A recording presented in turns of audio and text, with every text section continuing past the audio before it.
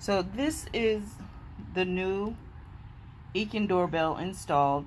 As you can see, when the blue light's flashing, that's the motion coming on. You hear my chimes in the background.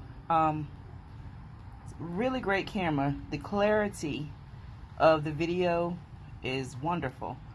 The only problem that I have, or issue I have, my other doorbell, video doorbell, would adjust night vision when my porch light was on. It would adjust so I could see clear pictures, and this one does not. So in order to get clear pictures at night, I have to turn off my porch light. But other than that, it's great.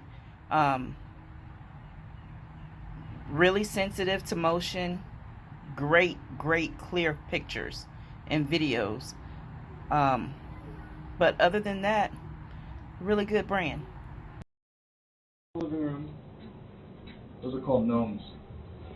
Fucking, he comes across the living room, and I'm like walking away, and he's like sniffing around me a little bit, and then he like starts sniffing on my leg, jumps, starts sniffing right in my pocket, right where the tree was. Very well could be. I was like, what the fuck? Very well could be.